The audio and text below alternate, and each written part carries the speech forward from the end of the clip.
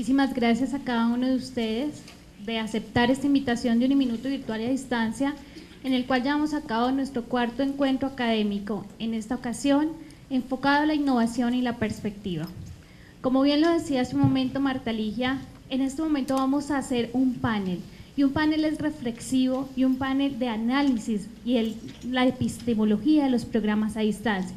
En este caso, representado por 3 unidades académicas, que es la unidad de Ciencias Humanas y Sociales, la unidad de Ciencias Empresariales y la unidad de Educación. Es de vital importancia nosotros generar este análisis reflexivo también con la comunidad académica que hoy nos acompaña. ¿Por qué?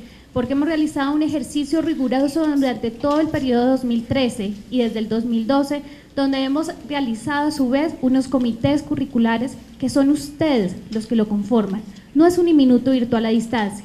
No podemos en ningún momento nosotros desconocer que somos un sistema, y es un sistema universitario que trasladamos las fronteras a través de la globalización, que nos permite acercarnos al otro, que nos permite generar conocimiento y llevar el conocimiento que tenemos en nuestras manos.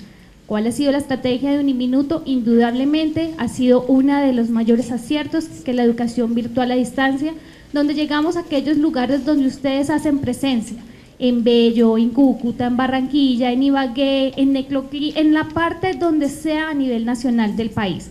Pero no podemos hacerlo si no es con una educación de calidad, una educación que nos pone a nosotros a pensar constantemente el deber ser de los programas, el deber ser de nosotros como directivos en el proceso de enseñanza-aprendizaje que tenemos en nuestras manos, sin dejar en ningún momento de lado la corresponsabilidad que tenemos socialmente y con el entorno. ¿Qué nos lleva a partir de allí? Nosotros a hacer una reflexión y pensar cuál es la epistemología de los programas, cuál es el futuro de los programas y el por qué estos programas académicos hacen parte de la oferta educativa de Uniminuto, con la que se tiene presencia en más de 45.000 estudiantes a nivel país, como lo podíamos evidenciar el día de ayer. A partir de allí nosotros tenemos que hacer un análisis del pensamiento, un análisis del deber ser, un análisis que le vamos a entregar a Colombia y a nivel nacional e internacional profesionales, como le decían hace un instante, de alta calidad. Unos profesionales que deben estar a la vanguardia de las necesidades educativas, no solamente de país, sino a nivel internacional.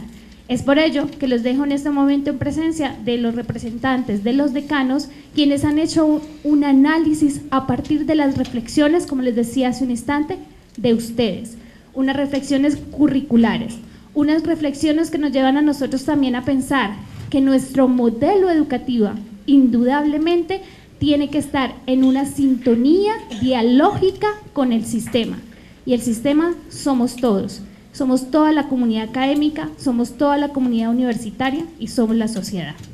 Les dejo en compañía con el doctor Urdaneta. Muchas gracias, doctora. Bueno, primero que todo quiero expresar a todos los compañeros que vienen de las diferentes sedes y seres un saludo muy cordial.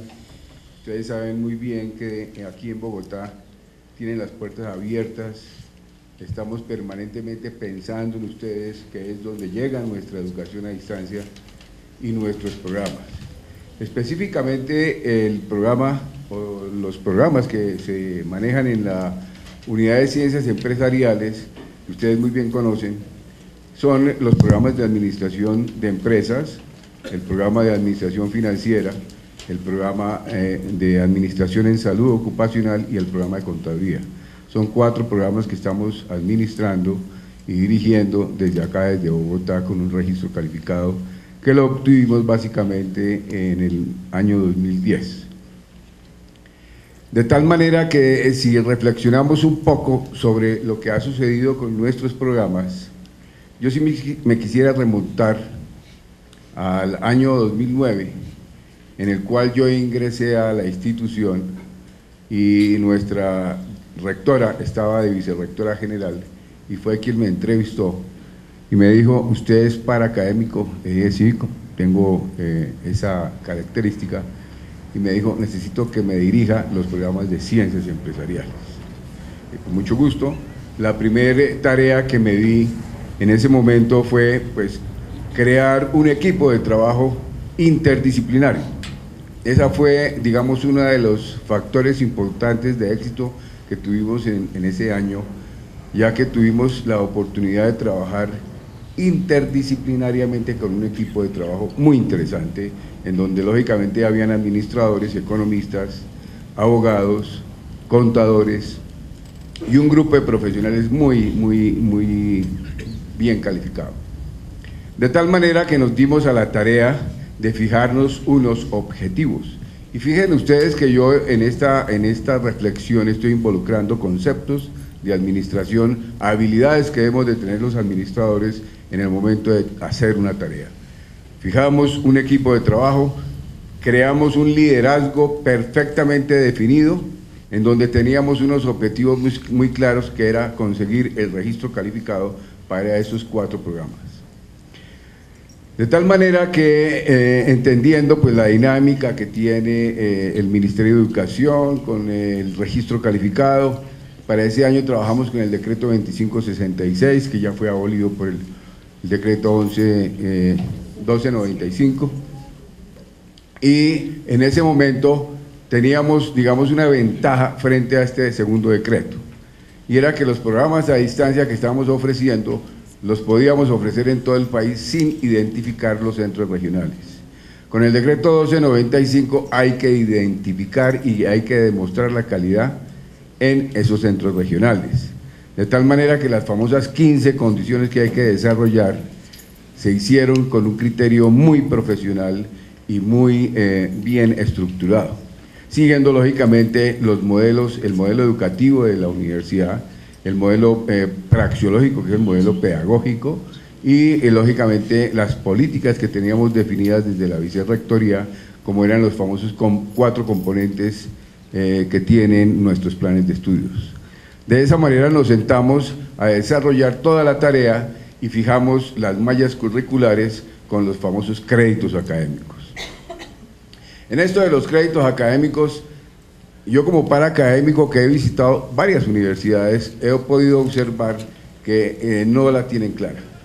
El crédito académico, que es equivalente a 48 horas de trabajo real en el aula, y el doble, o sea, una hora más, es una relación de 1 a 2, el trabajo independiente.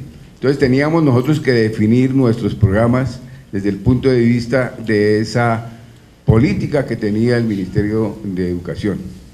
Y nos fijamos perfectamente bien definidos las horas que teníamos que manejar para poder determinar nuestras asignaturas en tiempos sincrónicos y asincrónicos, en donde teníamos que reflejar las diferentes actividades de tipo tecnológico y técnico que teníamos que plantear en nuestras guías.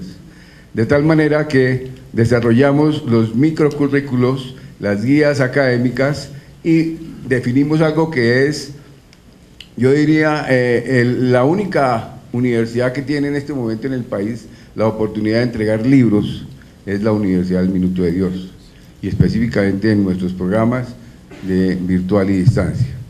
Y lógicamente en ese trabajo tuvimos que observar diferentes conceptos epistemológicos y dialécticos para poder determinar cuáles deberían ser los contenidos, acompañados de las diferentes ayudas de multimedia que teníamos que definir en nuestras guías.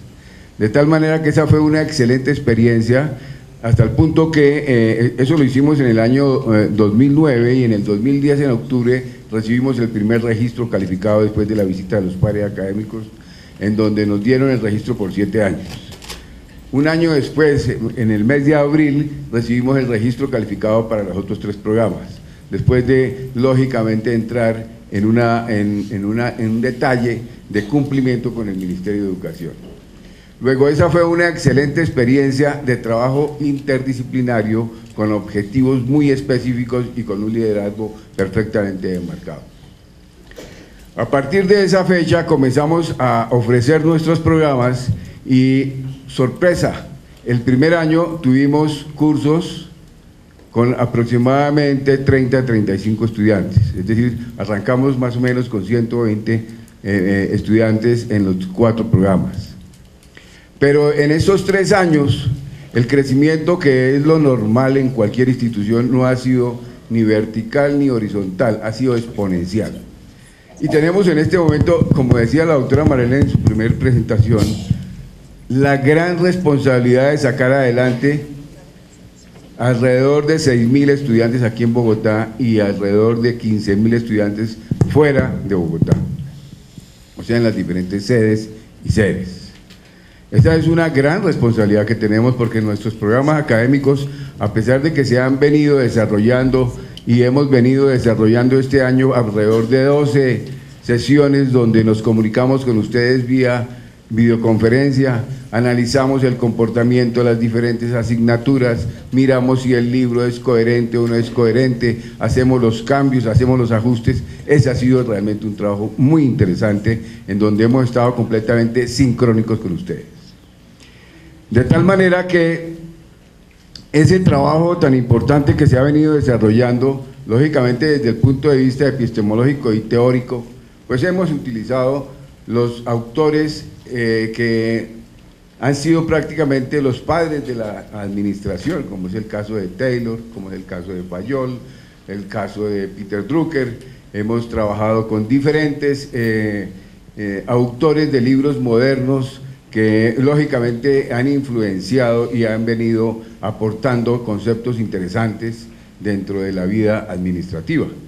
De tal manera que ténganlo por seguro que en este momento los contenidos programáticos de nuestros programas tienen los conceptos más actualizados, hasta el punto que a raíz de la aparición, digamos, de la globalización en el mundo y en Colombia los famosos tratados de libre comercio, que se ha distinguido porque en el último año ha firmado 28 tratados de libre comercio con la mayoría de los países del mundo, en donde el Tratado de Libre Comercio de los Estados Unidos, que comenzó su ejecución hace un año, estamos en este momento en plena ejecución y en pleno ordenamiento, y para eso lógicamente han aparecido una serie de normas, como son las famosas NIF, las normas internacionales de información financiera, que tenemos que tener en cuenta para poder abarcar y para poder cubrir todos los ejemplos financieros y todos los manejos de contabilidad que tengamos que desarrollar.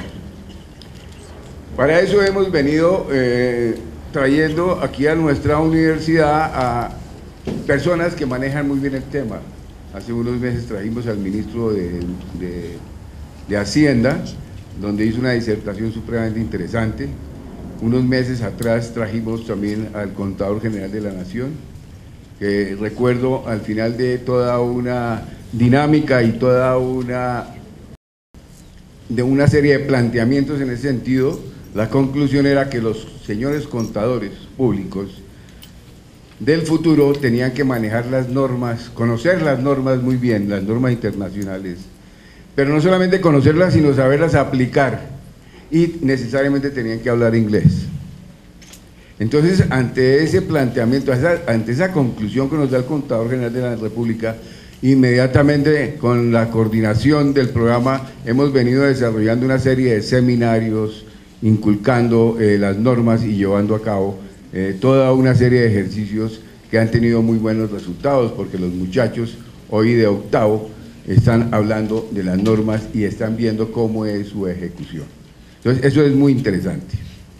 Pero en estos días vamos a traer al director de la DIAN para que nos explique toda la parte tributaria, para que nos indique cómo vamos a desarrollar la tarea a partir del año entrante frente a toda esta dinámica que se está presentando en el mundo, y muy específicamente en Colombia con nuestros tratados de libre comercio, en donde ya las empresas están pensando en importar y en exportar elementos, bienes y servicios, y eso implica un nuevo cambio dentro de la estructura académica que debe tenerse en cuenta en las universidades.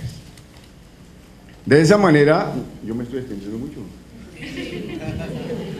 Lo voy a quitar aquí. Entonces, quisiera concluir diciéndoles a ustedes que ténganlo por seguro que estamos en este momento pensando permanentemente en nuestros planes de estudio. Para el año entrante, a pesar de que ya tenemos todas nuestras microcurrículos, guías, libros y aulas virtuales perfectamente definidas, eso no quiere decir que se terminó la tarea. Para el año entrante tenemos definido volver a retroalimentar toda esa información para ver cómo la mejoramos, cómo la actualizamos, cómo podemos involucrar todo esto que hemos escuchado en estos 2 días tan interesantes. Los cursos MOOC, las aulas virtuales tienen que ser mucho más amigables, más interactivas. Toda esa tarea la tenemos lista para desarrollar. Y el objetivo que nos hemos trazado con la doctora Viviana y con la doctora Marlene es precisamente para el año entrante no esperar a que termine el año para ver cómo hacemos para demostrar si la investigación está o no está, para saber si los trabajos que desarrollaron los estudiantes están o no están. Es demostrar desde este mismo momento cómo podemos evidenciar trabajos de investigación, cómo podemos evidenciar trabajos que estén directamente relacionados con toda la actividad académica que desarrollan nuestros muchachos. Y eso lo vamos a hacer desde este mismo, arrancando el año. Ya tenemos fijados unos objetivos perfectamente claros con nuestros coordinadores, con nuestros profesores. Y en ese sentido yo sí quisiera agradecerle a la doctora Marilena y a la doctora Viviana porque hemos tenido todo el respaldo desde el punto de vista administrativo. Tenemos en este momento una unidad que tiene 4 programas, como ya lo mencioné, en donde tenemos 5 coordinadores, es decir, 1 para cada programa, y un programa que estamos en este momento en proceso de creación, y tenemos 12 profesores de tiempo completo y 105 profesores de medio tiempo. De tal manera que tengo en este momento una nómina de 145 personas profesionales que indudablemente tienen que mostrar resultados positivos en el próximo año. Muchas gracias, doctor Urdaneta. De todos modos, esta estrategia de pensarnos los programas a distancia tiene que ser una estrategia dialógica, como les decía, con ustedes. Una estrategia donde ustedes también nos aportan el conocimiento, porque indudablemente quien opera igualmente nuestros programas a distancia son ustedes en el país. Nosotros aquí tenemos solamente una partecita, digamos un 25%, pero el 75% es una corresponsabilidad de todos. Dentro de ese modelo estratégico que nosotros hemos utilizado para la oferta educativa, se hace necesario dar una mirada, dar unas transformaciones donde ustedes son los agentes, en este momento participantes, y de ahí se ha venido haciendo un trabajo riguroso de la autoevaluación de los programas, pero a su vez con estrategias que respondan a las necesidades curriculares. Esas necesidades curriculares que indudablemente con la planta docente que nos comentaba el doctor Urdaneta, no podemos dejar a un lado lo preponderante que es el conocimiento, y ayer mismo nos lo decía el doctor García Aretia. Si no conoce, no se es nadie, indudablemente. Y si no se es nadie, no tenemos nada que aportar al otro. A partir de allí hay una estructura donde hay una figura de un titular, un profesor titular que es el experto en el tema, es el que maneja disciplinariamente el tema. Asimismo se construyen las guías de aprendizaje, un equipo en este caso que nos ayuda en la construcción curricular, una construcción curricular que invitamos a cada uno de ustedes que hagan sus aportaciones. ¿Por qué? Porque como hace un momento les decía, nosotros como Uniminuto Virtual a Distancia no tenemos la última verdad. Simplemente nosotros le entregamos el conocimiento que analíticamente y reflexivamente hemos investigado a través de las tendencias y las necesidades de un mercado nacional e internacional. Pero en definitiva, ustedes son los grandes aportantes en el desarrollo metodológico y en el desarrollo ya disciplinar de cada uno de los programas de nosotros. Asimismo, como estamos hablando de educación, la educación tiene todo un panorama y una perspectiva demasiado amplia, donde grandes teóricas nos aportan. Incluso hace un instante, en las horas de la mañana, hablábamos de la autopoiesis, esa oportunidad que nosotros tenemos de autodefinirnos, de autorreaccionar y de autoorganizarnos. Ese concepto que nos entregó en su momento Varela y Maturana nos hace a nosotros inmediatamente dentro de los contextos educativos, y lo decía hace un momento el doctor Beltrán, no podemos dejar a un lado de que cambiemos la llanta parando el coche. En este momento nosotros seguimos operando unos programas, pero por detrás de la operación del programa tenemos que pensarnos cuáles son las tendencias y las necesidades formativas, disciplinares y de transmisión de ese conocimiento igualmente. Y ahí es donde hace un clic la educación. Y nosotros aquí no desconocemos que tenemos un programa donde le entregamos a los niños de primera edad hasta los 5 años de los infantes, que es el programa de licenciatura en pedagogía infantil. Esos conceptos básicos de aprendizaje para toda la vida. Y de ahí también hay unas perspectivas también que en este momento nos está pidiendo el país y nos está pidiendo el mundo. Doctora Claudia Sánchez. Buenas tardes a todos y todas.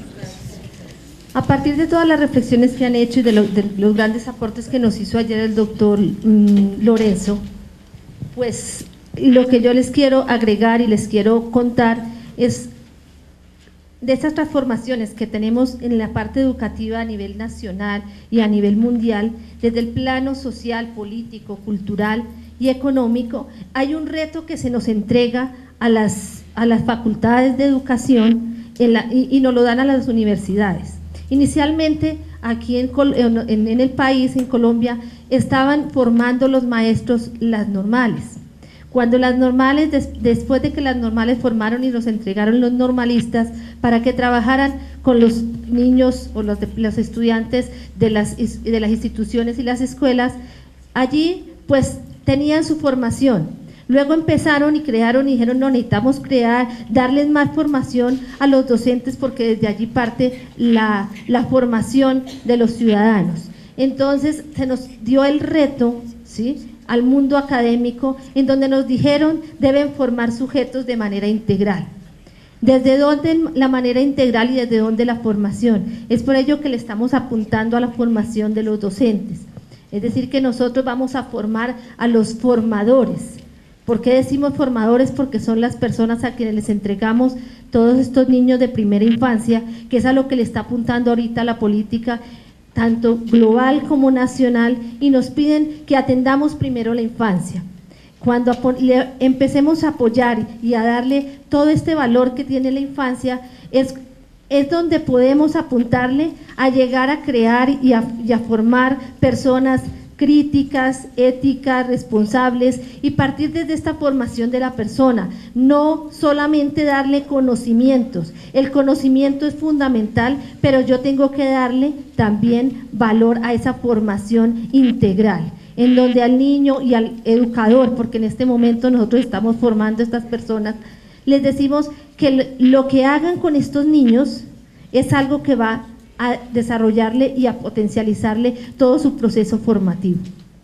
A partir de esto, nosotros tenemos y vemos que tenemos que imprimirle a esta persona que estamos formando desde las dimensiones tanto cognitivas, afectivas y sociales, porque desde allí aportamos a esa parte axiológica de la persona, en donde le damos unos valores tanto éticos como cívicos, para que desde allí pueda mejorar la calidad de vida, tanto personal como a nivel de la sociedad en la que él está inmerso.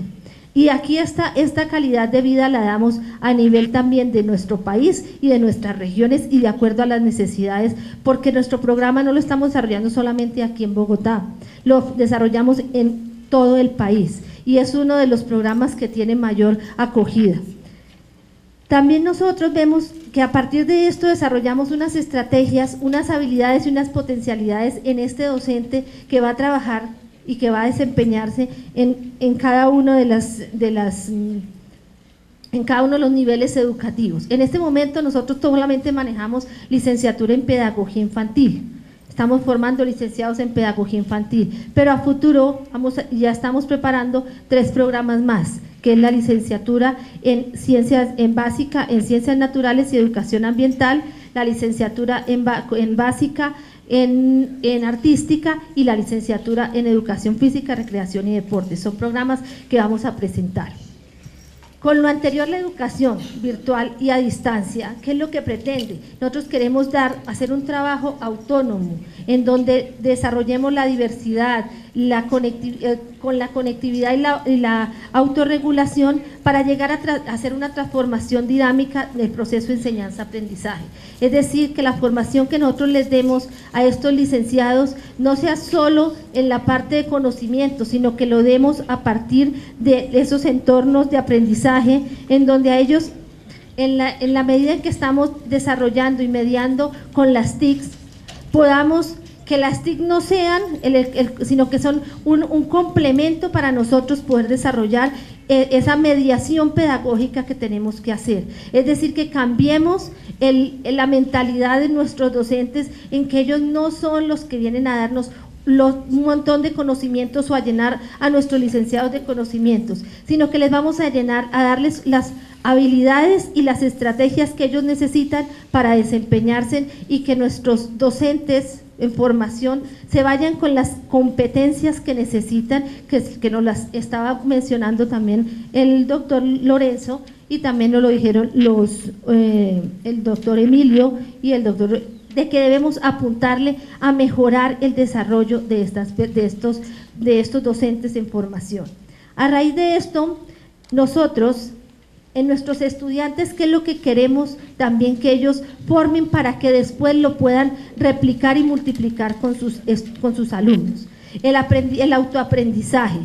Nosotros tenemos el conocimiento allí en la nube, allí tenemos, y el conocimiento está para todos, como nos lo han dicho. Entonces, a partir de esto, ¿cómo ellos pueden empezar a ser autodidácticos? La autonomía para acercarse a ese conocimiento y enseñarles cómo lo deben hacer. Que esto debe trascender en el contexto tanto escolar y que lo debemos articular tanto a la vida familiar como laboral y las relaciones que él tiene. A partir de que vemos a ese ser como una persona que continuamente está interactuando con los demás y que desde allí parte y se va formando. El docente, ¿qué es lo que realmente? Pues ya lo han dicho, pero si hay algo que nos gustaría recordarles, que es que él tenga esa mentalidad en que cada vez tiene que estar actualizándose, porque debe estar perfeccionando su desempeño y su parte académica en la medida en que él es modelo y ejemplo para la sociedad. Al ser modelo y ejemplo, y más, si está atendiendo primera infancia, él es modelo para estos niños. Y hay algo que nos decía alguna vez en la universidad un profesor. Él decía que nosotros éramos los modelos y que si alguno de nosotros no se acordaba del primer profesor que tuvo, y yo creo que si les hago la pregunta aquí, todos recordamos a ese primer profesor. Tengamos o no hayamos tenido el preescolar, pero sí nos acordamos de él. Y nos acordamos cosas que él realmente nos dejó y que dejaron huella. Entonces, que realmente nosotros como docentes y los que estamos, la mayoría que somos docentes, pensemos en que nuestros estudiantes tenemos que dejar una huella y que esa huella sea en pro de la formación de esta persona. ¿Qué es lo que queremos nosotros? Transformar sociedades. ¿A partir de qué? Del modelo que nosotros manejamos desde Uniminuto. Desde ese modelo y desde la pedagogía praxeológica y del enfoque que nosotros tenemos. Entonces, cómo desde la práctica nosotros, desde allí, la teoría que manejamos la llevamos a esa práctica y que sea un continuo trabajar de experiencias y que a partir de la investigación, porque es algo en lo que los docentes no los tenemos que empezar a concientizar y en lo que los licenciados debemos empezar a trabajar y que allí desde sus sedes también lo trabajemos, en el que le pongamos y le apuntemos a la parte de investigación, como lo decía el doctor Urdaneta, en el que no nos quedemos solamente en sino cómo vamos a desarrollar investigaciones que le apunten y que tengan impacto en nuestra sociedad.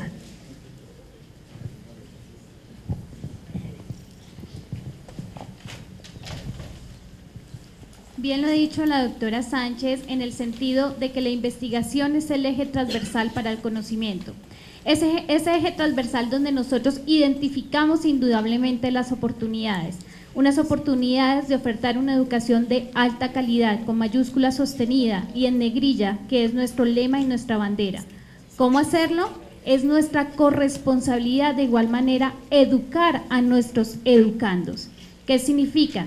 Que todo docente que se integre al modelo educativo, que es praxiológico, que es llevar de la mano la teoría a la práctica, en nuestra metodología virtual a distancia debe necesariamente tener una formación que entregamos de igual manera, y tenemos toda una estructura de tutores que hacen el rol de acompañamiento, de orientación educativa a cada uno de nuestros estudiantes. Cada uno de estos estudiantes que necesariamente tiene una necesidad de aprendizaje, tiene una necesidad de integrarse a la sociedad, tiene una necesidad de, como lo diría Jürgen Habermas, una acción comunicativa, ser un ser social por naturaleza en esta aldea global que McLuhan nos entregó. A partir de allí también hablamos de la unidad de Ciencias Humanas y Sociales, en la cual tenemos en este momento 2 programas académicos. El primero de ellos es el de Psicología y el segundo de ellos, reconocido no tan exitosamente, la Comunicación Social en la oferta educativa. Pero ¿por qué no es exitoso en las regiones? ¿Por qué no es exitoso? Porque no sabemos qué es la comunicación social. Pensamos que la comunicación social es el periodista, pensamos que el comunicador social es el que maneja los mass media, los medios masivos de comunicación. En cambio, el comunicador tiene mayor connotación y mayor piso, al punto de hoy en día las universidades que tenían un enfoque del periodismo se están devolviendo en este momento a la comunicación social, a lo que es el trabajo colectivo, a lo que es el trabajo con el contexto, a lo que es el trabajo con los escenarios, independientemente si es local, regional, nacional o internacional. Nosotros tenemos una errada concepción. Hacemos uso a través de la comunicación social de medios alternativos de comunicación, de medios en el cual somos dialógicos con el otro, con nuestro par, con el que está a nuestro lado, desde lo micro hasta lo macro.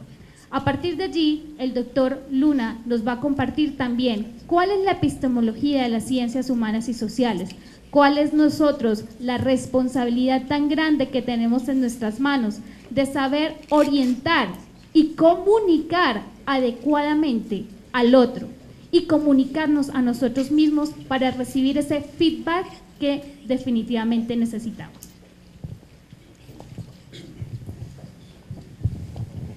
Muy buenas tardes para todos. Bueno, hablar de ciencias humanas y sociales es precisamente, y más cuando nos referimos al componente epistemológico, es hablar de varias disciplinas, de varias disciplinas que dialogan entre ellas, ¿sí? Ahorita lo anotaban mis compañeros, y cuando nos referimos a las ciencias humanas y sociales, precisamente estamos hablando, como lo plantea Hotz, de las ciencias blandas, de unas ciencias blandas que precisamente buscan mejorar las condiciones de vida en los diferentes escenarios. Si bien, como lo decía ahorita Viviana, nosotros tenemos en la facultad 2 programas, Psicología y Comunicación Social, pero son 2 programas que buscan precisamente destacar, levantar esa sensibilidad de cada uno de los individuos para fomentar procesos de bienestar. Entonces, cuando nosotros volvemos en ese punto y hablar de estas disciplinas, nos hacemos la pregunta, y es ¿qué disciplinas están interactuando allí? ¿Qué disciplinas están comulgando? ¿Qué disciplinas están comunicando? Y vemos de alguna manera que la psicología juega un papel significativo como algo transversal a las demás disciplinas. Ya lo vemos en las ciencias administrativas, lo vemos en la pedagogía, lo vemos en la educación, lo vemos en las ciencias exactas también, y de alguna manera cómo las ciencias humanas y sociales mejoran las condiciones de vida de los seres humanos. Si bien estas ciencias humanas y sociales están inmersas para tratar de trabajar en la calidad de vida de cada una de las personas. Hacíamos una revisión minuciosa de cuántos programas de psicología se ofrecen, digamos, en Colombia, y veíamos que 106 universidades ofrecen este programa de psicología, de las cuales aproximadamente hay 24 universidades que tienen un registro calificado de alta calidad. Nosotros en este momento ya a nivel país tenemos aproximadamente 4.500 estudiantes, donde la sede principal aquí en Bogotá participa con 1.306 estudiantes, Y la gran pregunta que nos hacemos nosotros, ¿será que a nivel país hay espacio para todos estos psicólogos, sin contar la oferta que tiene la sede principal, sin contar la oferta que tienen las demás instituciones de educación superior en las regiones? Esa es una gran pregunta. El sábado pasado teníamos al doctor Rubén Ardila y me decía: Pablo, ¿qué vamos a hacer con todos estos psicólogos en el país? Él me decía: empleo sí hay para los psicólogos, el gran problema es que no están logrando un nivel salarial de acuerdo al nivel de profesionales. Entonces encontramos algunos psicólogos, encontramos algunos comunicadores sociales que, si bien no están siendo remunerados como lo estipula o como lo estipulan otros programas, y vemos otros programas técnicos donde tienen unas remuneraciones más altas. Sin embargo, allí surge una gran preocupación y es la cualificación de este programa día a día. Sí, la cualificación implica, ya lo han mencionado en estos 2 días, y es la selección de unos tutores con una experticia, con unas capacidades humanas, con unas capacidades tecnológicas, con unas capacidades pedagógicas. Pero esto no se queda allí, también tenemos que identificar la motivación de estos tutores que vienen a la universidad. No sencillamente a incrementar sus recursos económicos, sino que hay una vocación, hay un espíritu de servicio, hay una entrega, y que esa entrega se ve evidenciada cuando el día sábado o el día martes o a través de una pantalla puede transmitir un mensaje a ese estudiante, y que ese estudiante se puede ver motivado para así emprender y empezar a trabajar en función de eso. Entonces, de esa manera, son varios retos que nos atañen y tenemos varios competidores en el mercado. Hoy vemos que las grandes universidades ofrecen programas, digamos el de psicología, 2.300.000, el programa de comunicación social, alrededor de los 5 o 6 millones de pesos, y Uniminuto hace una apuesta con este programa de psicología en 1.400.000 y comunicación social en 1.200.000. Si nos comparamos con los otros competidores que hay en el mercado, vamos a encontrar unas grandes diferencias. Viviana lo anotaba ahorita, ese comunicador social que sale de Uniminuto tiene unas competencias y unas características específicas, ya nosotros lo anotamos en el enfoque que le queremos dar a ese comunicador social, pero también en el enfoque que le queremos dar a ese psicólogo, un psicólogo que tendrá las habilidades y que tendrá las competencias para actuar en el campo de la psicología jurídica, en el campo de la psicología organizacional, en el campo de la psicología educativa y en el campo de la psicología social. Y pensaríamos que estos psicólogos tienen que salir al mercado, tienen que salir al entorno donde hay oportunidades, donde hay dificultades, pero cada vez más cómo hacemos de la psicología y de la comunicación unas disciplinas que realmente permitan mejorar las condiciones de vida de los seres humanos. Finalmente, lo anotaba al principio, y hacemos parte de unas ciencias blandas que, si bien están dadas a la conducta humana, y esa conducta humana de alguna manera está interactuando constantemente. Por eso iniciaba diciendo que hacemos parte de unas ciencias que se comunican, que hablan entre ellas, porque precisamente nos alimentamos con otras disciplinas que dan esa razón de ser de estos profesionales. Entonces, si nosotros miramos ese panorama, hoy se hace, digamos, como unos cálculos, y por cada 1.000 habitantes hay 2 psicólogos.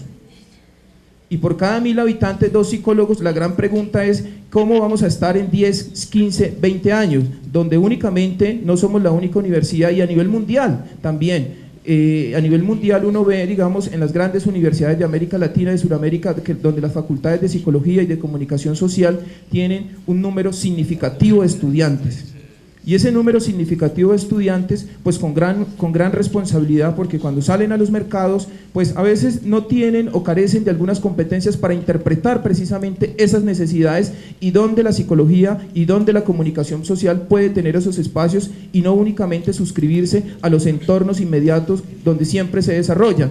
Hablamos de comunicación social y periodismo, o podríamos hablar de psicología clínica, o podríamos hablar de psicología educativa. Quizás son muchos los campos. Ya hoy en día, como lo anotaba el doctor Rubén Ardila, se habla de psicología de las plantas, ¿sí?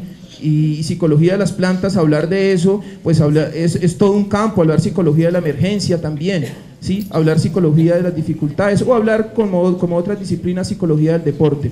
Entonces, estamos llamados a jugar un papel significativo, y es un papel de alerta, diría yo también, porque así como estamos creciendo, la gran pregunta es, allá en los municipios donde ustedes trabajan, allá en las sedes donde tienen sus estudiantes de psicología, ¿será que habrá espacio para todos estos psicólogos que vamos a empezar a graduar el año entrante?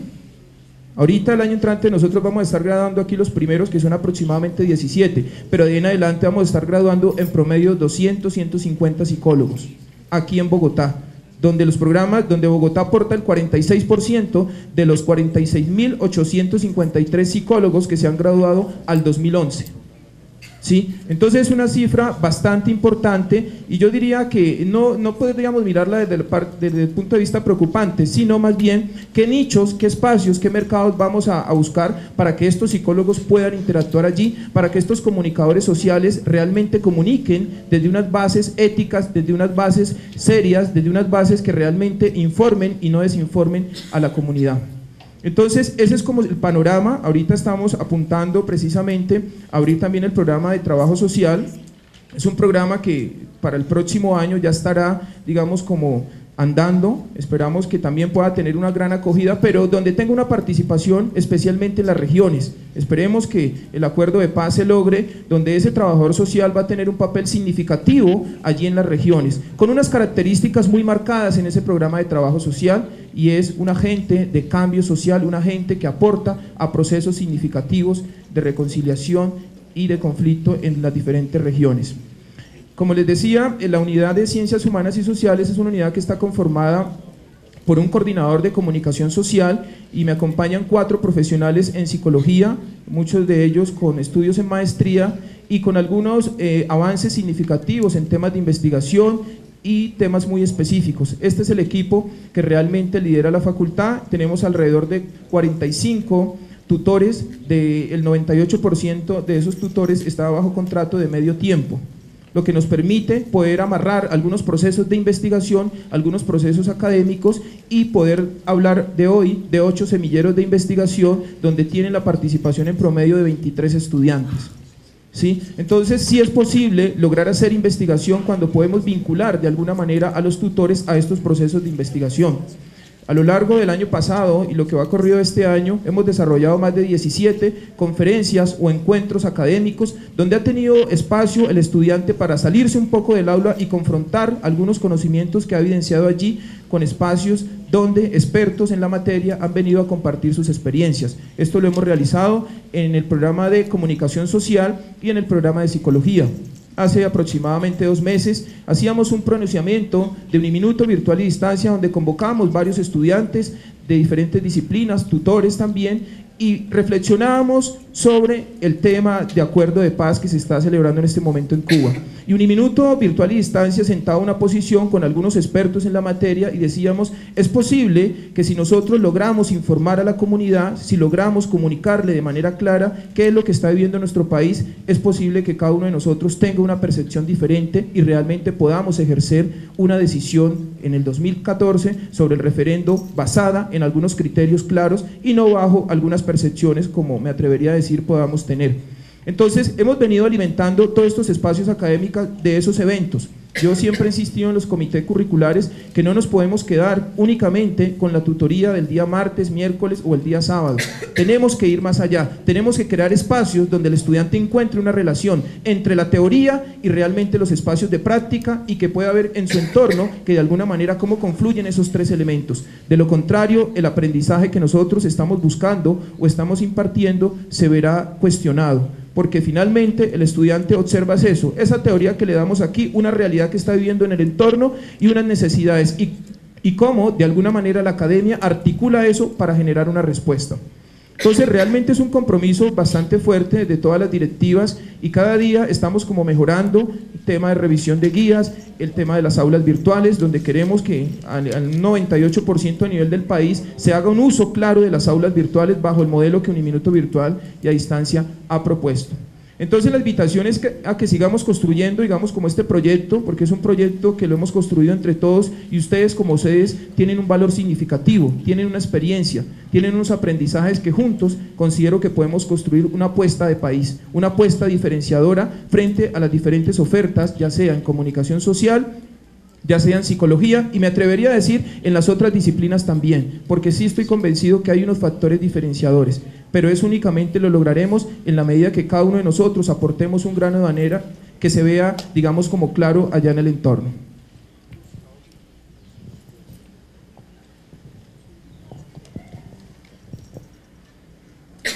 A través de este gran vehículo y responsabilidad que tenemos cada uno de nosotros, hace en no pocos minutos en la mañana nos decía el doctor Pedro Melo que cuál es la estrategia más idónea para poder tener una mayor interacción y una mayor presencia y una mayor transformación social, y su respuesta fueron 3: educación, educación, educación.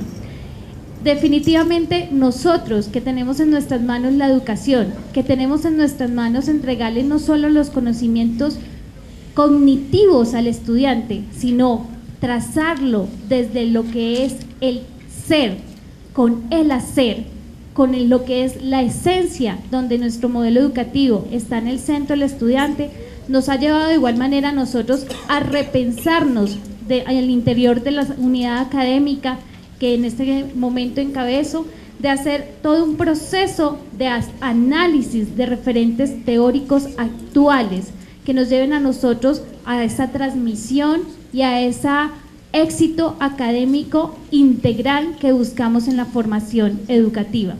Una formación educativa donde de igual manera tenemos el modelo de atención integral al estudiante, que transversaliza las necesidades sociales, psicológicas y del saber académico de cada uno de nuestros educandos.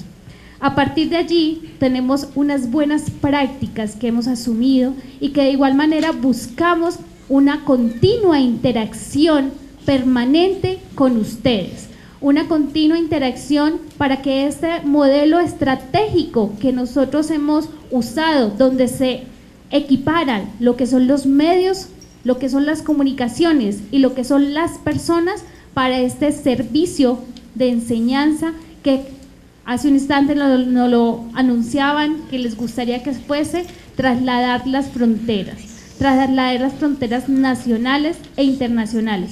¿Cómo lo podemos hacer? A través de una transversalización internacional del currículo. ¿Qué nos lleva a nosotros? A mirar cuáles son las tendencias y las necesidades internacionales para que otras personas del exterior o del interior accedan a ese conocimiento y un conocimiento idóneo. Pero también nos ha llevado a nosotros a tener unas sesiones periódicas en las cuales nos reunimos para poder hacer una gestión de cambio, hacer un análisis de poder decidir a dónde no quiero ir como Uniminuto virtual y a distancia y como sistema universitario, para no caer en la tentación de acceder o acercarnos a ese no querer ir.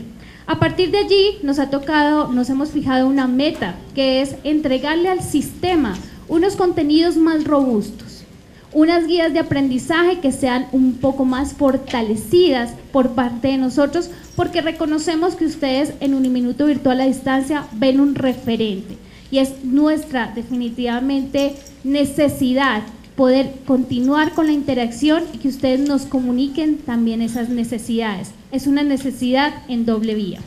También dentro de esas metas hemos establecido unos métodos, pero no solamente unos métodos de enseñanza, aprendizaje, pedagógicos y didácticos con el uso o no de la tecnología, con el uso o no de los medios alternativos de comunicación o de las nuevas tecnologías hoy llamadas TIC. A partir de allí hacemos un análisis de lo que es educar. Un análisis de lo que es educar en cada una de las áreas de conocimiento que tenemos en este momento en nuestras manos. Y hace un instante se los anunciaba, sin investigación no somos nada. Si no conocemos lo que sucede en nuestro entorno más cercano y lejano y la raíz de las necesidades, no somos nada. ¿Qué nos permite a partir de allí, de esa investigación, poder colocar en marcha acciones que nos llevan a nosotros un plan de mejoras? Un plan de mejoras que es continuo, un plan de mejoras tanto curriculares como en las guías de aprendizaje, como en esa transmisión de conocimiento a través de las aulas virtuales que colocamos al servicio de nuestros estudiantes. Una revisión continua y periódica de los libros académicos obligatorios que nosotros les decimos, porque nosotros se los entregamos al estudiante, pero que les sirva de herramienta educativa, no de llenar una biblioteca,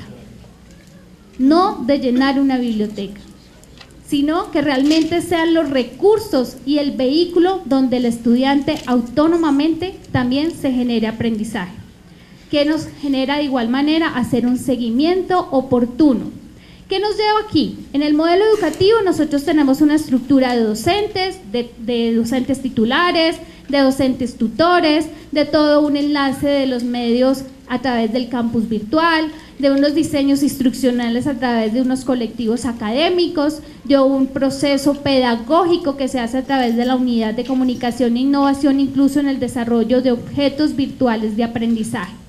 ¿Pero qué nos lleva a esos objetos virtuales de aprendizaje? A hacer una medición y ajuste continuo. Yo no puedo quedarme con los contenidos que entregué hace 5 años o hace 3 años cuando inició la oferta educativa. La oferta educativa, aunque los programas académicos tienen una esencia que no es ni utópica, ¿sí? No tiene una esencia que no comunique, no tiene una esencia que no sea de necesidad para nuestros educandos, es definitivamente nosotros tenemos que hacer un proceso de ajuste. Un proceso de ajuste que es cíclico, que es continuo y que es como esa onda que se genera en el agua cuando uno tira una piedra. Se va trascendiendo, se va expandiendo, se va expandiendo. Y así mismo ha llegado Uniminuto Virtual a Distancia y aún más Uniminuto para hacer posible esa labor misional de ofrecer educación de calidad al alcance de todos y que nadie se quede sin servir. Es por eso que yo hoy les hago una invitación a ustedes, las regionales, que nos compartan sus necesidades, que no se queden netamente con una operación, sino que también generen parte estratégica de desarrollo del conocimiento y de gestión del conocimiento, que en definitiva no es solamente responsabilidad de Uniminuto Virtual a Distancia y de los representantes académicos que en este momento nosotros somos, sino es una responsabilidad de todos. Les agradezco muchísimo a cada uno de ustedes.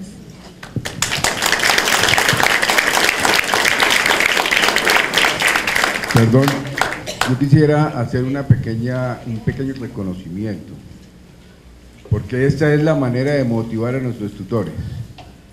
Desde Cali, el profesor Valencia Ferney nos trae un libro que él escribió sobre riesgos eléctricos para el programa de salud ocupacional.